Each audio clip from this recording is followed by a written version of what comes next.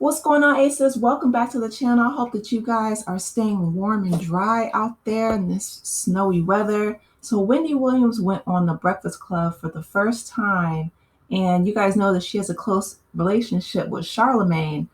So he's trying to basically get to the bottom of this conservatorship, which I commend him for. I'm not a huge fan of Charlemagne and the shenanigans that he's done in the past, but he is standing up and speaking out and using his platform to advocate for Wendy because you guys know earlier in his career, she helped him out in regards to radio. So Wendy said, listen, I feel like I'm in prison. This woman is essentially stealing all of my money. I'm paraphrasing, but I'll let you hear it in her own words, and then I'll give some commentary at the end. Wendy Williams is currently trapped in a conservatorship. If you don't know what a conservatorship is, it's when someone is in charge of making decisions on your behalf, but usually because the conservatee is not able to make decisions for themselves. Wendy can make her own decisions. She is not cognitively impaired. She is not incapacitated. She is being taken advantage of. Right. Wendy, tell us what's going on. First of all, to start with, my niece Alex knows a lot as well, but I am not cognitively impaired, you know what I'm saying? No, but I feel like I am in prison. You understand what I'm saying? I'm in New York City, right? And Alex, you know exactly what you're talking about. You flew from Miami to New York, and you were right here with me. Go ahead. She's there in New York, in this place, essentially like what some would call a luxury prison. This is her room. That's literally her apartment. But the thing about this apartment, and you know this, not Wendy, because you're there, it's small. She has a bed, a chair, a TV, a bathroom, and she's looking out one window. And, through my money, I had this person buy the TV, kind of TV I like, through this person, because all of my stuff is in storage. You understand what I'm saying? Mm-hmm. Everything's in storage. And by the way, that was to sell my apartment. But anyway. Is the person your guardian? Is that who you're referring to, your guardian? Yes. Well, Sabrina Morrisey is her name. A&E Network and Lifetime were sued by Sabrina. She claims they exploited you in a vulnerable state. They exploited your condition, and I'm putting condition in air quotes. Mm-hmm. You signed to do that documentary without your consent, but A&E and Lifetime countersued and said that Sabrina realized the documentary would question the quality of her own guardianship. It actually says in the lawsuit, it appears that Morrissey is misusing her position as a guardian of Williams to silence criticism of her controversial and failed administration of the guardianship. They even used the words guardianship abuse. What do you think of that? Me and the person that you were just talking about, this guardian person, we watched that 4-part thing on TV together. She was the one who wanted to do that. So I'm watching and writing things down, and she's watching and writing things down, and I saw all of that, by the way. And what do I think about being abused? Look, this system is broken. This system that I'm in, this system, it has falsified a lot. You know what I'm saying? They said you're cognitively impaired and you're incapacitated. Do I seem that way? You've been calling me 5 times a day for the last 2 weeks. No, you don't seem that way. I just want to underscore what you were saying, Charlene, as well, and that is, this is still a legal situation. So yes, there are things that my aunt just can't talk about. Yeah. There are things that we as a family can't talk about. That's right. But I think that the thing that we can talk about is the fact that my aunt sounds great. Yes. I've seen her in a very limited capacity, but I've seen her. We're talking to her. This does not match an incapacitated person. Not at all. And she, that's why we say she's in a luxury prison. Yes. Because she is being held and she is being punished. All I'm saying is just treat the woman with dignity. Absolutely. And give her the freedoms that she deserves. Well, let's say what Wendy wants. Wendy wants to be, released out of this conservatorship, but she wants to be in Miami with her family, with you, Alex, and with the rest of the family, her son. She wants to be in Miami. She's made this known. She's told everybody she needs to tell. I don't know why it's not happening. Let me just say about Miami, okay? The entire family now lives in Miami, and my son is doing such a great job. He graduated, and I was in Miami, and that was about a month ago. Yep. Alex, talk about the great time that we had and seeing my dad. We all went out and had a party at one point. Yeah. Your dad's going to be 94 next month, right? Listen, that's a whole other conversation. 94, that's a whole nother thing. Like, I don't know whether I'm allowed to fly to Miami to say happy birthday to my dad to get him. Well, that person that you talked about who's holding me hostage. Sabrina Morrisey, your guardian. We got to say her name. We got to put her name out there. I don't know that she's going to let me because she already said to see my dad for his birthday. You know, he's going to be 94. So, and please continue to talk, Alex. Go ahead. Yeah. She may not be able to come down here for my grandfather's 94th birthday. Every day's not promised. Right. One thing that I know that my aunt wanted, and we talk about this ad nauseum, she wants to be here for his birthday. Right. And the fact that they're playing games about my grandfather being able to see his daughter and my aunt being able to see her father, I'm sorry. That is just absolutely sickening. Like, I'm exhausted thinking about what if I can't see my dad for his birthday? You know, at 94, you know, the day after that is not promised. It's not promised. You know, I have things from my dad that's in storage.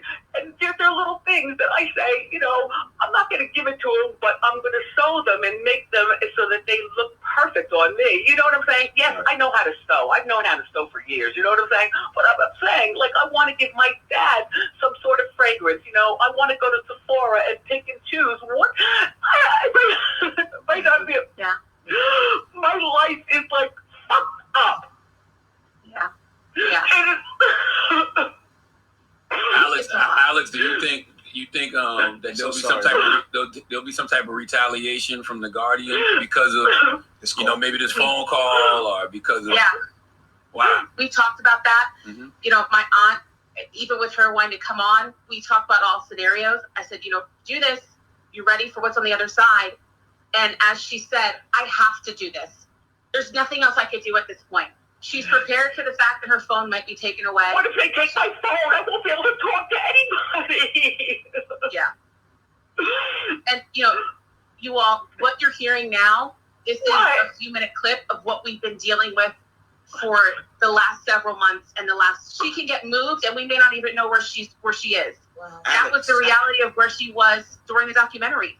We weren't permitted to go see her. So this whole documentary aired. Nobody's able to call her. Nobody's able to see her. You know, the reason why I was doing the stuff with The View and Good Morning America was because she was nowhere to be found. Wow. In the meantime, what are we going to do about that? Listen, here's the weird thing, right? And while you're on The View, right, I got the telephone number. I could call Joy Behar, but my number is with The Guardian. I could call my friend Rosanna Scotto. I could call Fat Joe. I could call Alex. My number is not in storage, but my Guardian person has my phone. Right. God damn. Alex, let me ask you a question. Excuse me, has had it for 3 years, by the way. She's had your phone for 3 years, and she got control of all your bank accounts and everything? Wow. Okay. Yeah. Okay. Right. Now, Alex, that's what the news report said. The news report said she had control of your bank accounts and everything. So that is just, you know, heartbreaking. Let's get into the second part of the interview because I want you guys to hear this. Venue visitation is illegal, Wendy. Alex, how do you feel about that as her niece? Well, here's the thing. When I went to visit her, Aunt Wendy, you know this, I was able to get up there. It was not a problem. But here's the thing, is that Sabrina, wasn't communicative, and that's her guardian, wasn't communicative with me. It was almost as if she was waiting for the other shoe to drop so she could have a get-you moment when it comes with me, the family, and how we move about things. I mean, for someone that was, is still up in arms in terms of she can't be seen. Oh, okay. I can't with the music. Hold on. Okay, sorry about that. I had to cut it because of the music. For your birthday, go ahead. Yeah, no, for the last 3 years, I've spent my birthday by myself, you know what I'm saying? Which you know what I'm saying? That's fine. That's fine just because I would rather spend birth by myself than open the door and spend my birthday with these people on this floor. Look, this is what is called emotional abuse. You know what I'm saying? I would call it guardianship abuse as well. And, you talked about it a little bit. When you saw the documentary, what did you think when you saw the documentary? Because that's what got everybody, at least the general public, concerned. What did you think of that? You know what? What I thought about that was that's something that, well, first of all, I don't want to watch that again until I get to Miami, until I get, my life. Look, I don't care about watching that. You know what I care about? I care about, look, I don't want to talk about that. Just behind the scenes. I get it. But I do want to ask Alex you as well. So Wendy can't. I do want to say Wendy can't say. They're playing games about my grandfather being able to see his daughter and my aunt being able to see her father. I'm sorry. That is just absolutely sickening. Okay, so you guys have heard that, from Wendy and Alex. I appreciate them coming on the Breakfast Club. I didn't realize it was Wendy's first time, but she had her own media outlets to share her story in the past. But I'm glad that Charlemagne and DJ Envy and everybody on the Breakfast Club are is using and Just Hilarious, of course, is using this platform to allow Wendy to speak about how she's essentially being silenced. That her conservator is taking her phone, that she's not allowed to visit her family in Miami, that she doesn't even know if she'll be able to go see her father for his birthday. And at 94, that's a blessing. And she's absolutely right. I mean, once you get up there in that age bracket every single day, I mean, of course, with none of us, no day is promised, but there's just a higher percentage of, you passing away from old age. So this is absolutely abusive. It's horrific. I feel like, this, hopefully, this interview gets enough airplay that it goes to the judge who's ever in charge of, whoever appointed Sabrina Morrisey as a conservator. And I realize that, the legal system and the judicial system has certain protocols, but I'm hoping that the judge, can hear the distress and, just how horribly Wendy is being treated. Because in my opinion, she is not only being abused emotionally, she's absolutely being abused financially. This woman is draining her dry if she's not already taken everything from what we've heard in the past. But to deny her access to, the phone and to deny her visitation from her family, like Charlemagne said, that's illegal. I mean, even the worst people in prison get that, So they get phone calls. You can talk to your lawyer. You can talk to your family. You can, have people come visit you.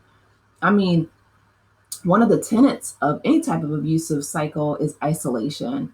So my heart breaks for Wendy, and I really, truly hope that, Charlemagne and all of her friends in the past come together, not only with this platform, but use their resources, their voice, their platforms, their social currency, their financial resources to help Wendy and get her away from this horrific woman. And that they do a deep dive, not only in Wendy's situation, but in this conservatorship, model. Because you guys remember there's a movie, I think it's on Netflix, it's called I Care For You, where there was this quote unquote conservator, same demographic of woman, okay, older, white, upper middle class, working woman, but she would go and she would essentially scam all these older people and drain their finances dry. And I'm just like, wow. Sabrina Morrisey is actually tied up in another case in litigation where another family is suing her as a conservator because this man, his name is Jose, he won the lottery, and then boop, up pops Sabrina. She goes after people who got a couple coins to their name, people of color. He's Latino. And she said that, or he said that she went after him because he had an accent. And she, deemed herself his conservator and essentially drained him dry. And so they're in court right now. This woman is diabolical.